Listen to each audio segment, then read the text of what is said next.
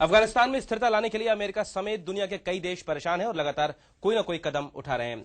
दक्षिण एशिया में होने के कारण अफगानिस्तान में भारत की भूमिका भी काफी अहम है। हालांकि भारत ने अपनी भूमिका को सिर्फ विकास तक ही सीमित रखा है, जबकि दूसरे कई देश अफगानिस्तान में तालिबानी आतंकवादियों के खिलाफ आमने सामने की लड़ाई भी लड़ रहे हैं। भारत की अफगानिस्तान में भूमिका के बारे में आज बात करेंगे डॉक्टर हर्ष पंत से, जो कि लंदन के किंग्स कॉलेज में डिफेंस स्टडीज के विभाग में प्रोफेसर हैं। पंत साहब, स्वागत है आपका, बहुत बहुत स्वागत है। आप भारत की जो अभी भूमिका है उसको किस तरह से देखते हैं? देखिए, जैसे आपने कहा अभी, ज़्यादातर जो भारतीय सरकार ने अपनी भूमिका को सीमित रखा है वो डेवलपमेंटल इश्यूज पर रखा है, विकास के क्षेत्र में रखा है।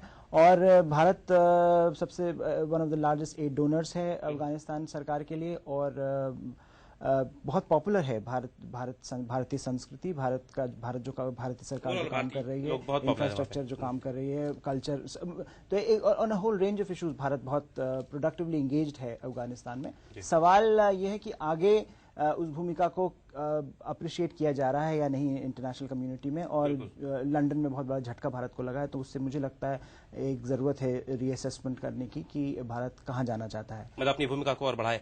अच्छा, इसी में मैं आपसे पूछना चाहूंगा, अफगानिस्तान क्या चाहता है बेसिकली भारत से, वो कैसी मदद देखता है? करजाई सरकार तो भारत के ज्यादा एक्सपैंडेड रोल के बहुत फेवर में रही है। हामिद करजाई ने खुद भारत को हर कॉन्फ्रेंस में इनवाइट किया है, और अनफॉर्चुनेटली पाकिस्तान नहीं चाहता है कि भारत उस तरह की भूमिका निभाए, तो उसके चक्कर में भारत को मार्जिनलाइज होना पड़ा है काफी बार, लेकिन सरकार की तरफ से तो बहुत पॉजिटिव रिस्पांस रहा है। अच्छा, करजाई एक्सपैंडेड रोल चाहते हैं भारत का, इसका क्या मतलब है? मतलब एक डेवलपमेंट में तो है, बाकी क्या आप चाह रहे हैं कि भारत? हाँ, फंडामेंटली वहां पर एक डिस्कनेक्ट है।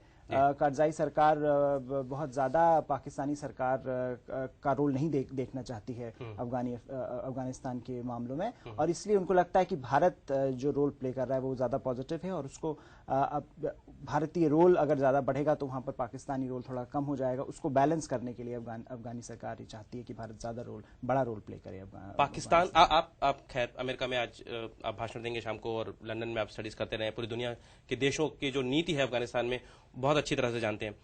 पाकिस्तान के जो ऑब्जेक्शंस है उसको पूरी दुनिया में किस तरह से देखा जाता है कि भारत नहीं इंटरवीन करे अफगानिस्तान में, किसी तरह से ना रहे, उसको भारत को जो कार्ड मार्जिनलाइज करने के पाकिस्तान की जो पेशकश है वो उसको किस तरह से देखते हैं सब देश?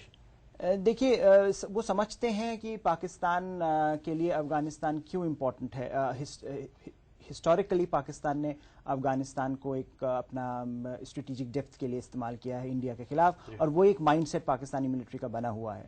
तो वो जब तक बदलेगा नहीं तब तक वो भारत को ज्यादा एक्सपैंडेड रोल नहीं प्ले करने देगा। और क्योंकि वेस्ट, अमेरिका और ब्रिटेन और बाकी देश जो वहां लड़ाई लड़ रहे हैं वो चाहते हैं कि पाकिस्तान एक्टिवली कोऑपरेट करे इस लड़ाई में, तो इसलिए वो पाकिस्तान की बातों को मान रहे हैं फिलहाल, और उन्होंने मतलब बहुत बड़ी जरूरत है पाकिस्तान को साथ में लेके चलना, पहले उनकी बात। बिल्कुल। तो इसलिए मेरे ख्याल से जो लंदन कॉन्फ्रेंस में जैसे हुआ कि बिल्कुल भारत को दरकिनार कर दिया गया, तो वो एक रिस्पॉन्स था। पहले भी जब टर्की में कॉन्फ्रेंस हुई तो बुलाया नहीं गया भारत को, तो ये पाकिस्तान मेरे ख्याल से डिप्लोमेटिकली बहुत सक्सेसफुल रहा है ये करने में। तो और अमेरिका की क्या राय है, भारत को क्या रोल प्ले करना चाहिए?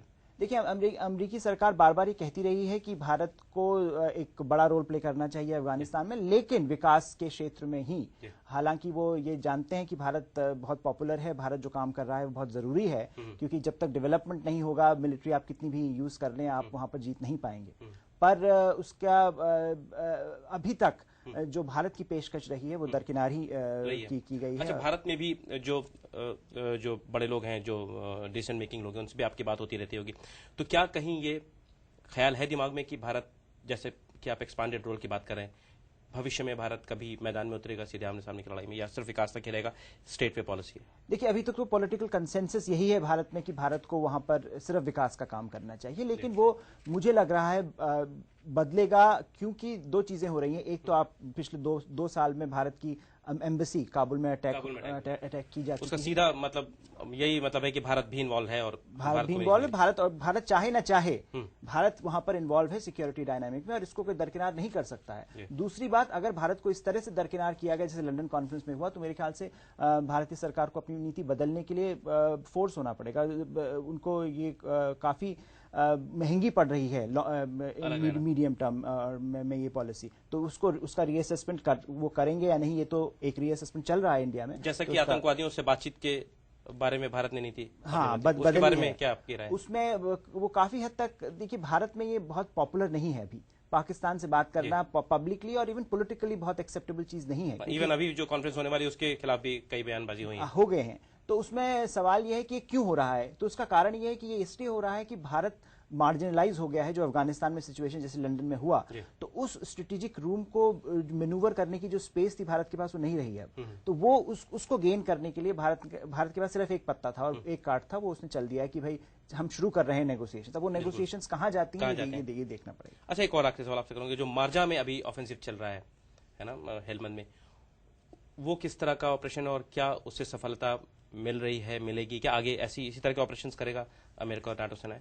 हाँ, ये तो क्योंकि इसमें दो चीजें हैं। एक तो जैसे ओबामा एडमिनिस्ट्रेशन ने कह दिया कि 2011 तक वो अपनी फौजें वापस लाना चाहते हैं, तो उसमें वो फौजें ऐसी हालत में तो वापस नहीं लाना चाहेंगे जिसमें वो हार रहे हैं। तो कुछ तो उनको एक बड़ा प्रोफाइल, मिलिट्री प्रोफाइल अपनी दिखानी पड़ेगी। तो ये जो ऑफेंसिव चल रहा है, इसमें शॉर्ट टर्म सक्सेसेस हो रही हैं। आप देख रहे हैं काफी बड़े बड़े नेता अभी 2-3 दिन के अंदर ही गिरफ्तार हो चुके हैं। लेकिन सवाल यह है कि जब वहां से फौजें चली जाएंगी, तब वहां पर कौन होल्ड करेगा ग्राउंड को। और उसमें बहुत प्रॉब्लम यहाँ भी, वॉशिंगटन में भी, और मेरे ख्याल से काबुल में भी काफी इस बारे में समस्याएं आएंगी। और जो लोग इस रीजन को जानते हैं, वो मुझे लगता है वो एश्योर्ड हैं, मतलब अभी सिर्फ एक झंडे गाड़ के चले जाना और बाद में 2011 तक अगर बराक ओबामा चाहते हैं कि उनकी सेनाएं वापस आ जाएं, तो वैसा नहीं होने वाला है। उसमें उनको लॉन्ग टर्म रहना पड़ेगा, उनको ग्राउंड होल्ड करना पड़ेगा। ये जीत मार करके वापस जाने वाली जो एक 2011 तो शायद शुरुआत की वो बात है कि मतलब रिप्लेस करना शुरू कर देंगे, वापस आने की लेकिन ये जो जीत रहे हैं, ये ग्राउंड होल्ड करना पड़ेगा। ये आप जीत कर बाहर नहीं जा सकते, क्योंकि कोई है नहीं ग्राउंड होल्ड करने के लिए। बहुत बहुत धन्यवाद पंत साहब स्टूडियो में आने के लिए और इतनी जानकारी देने के लिए।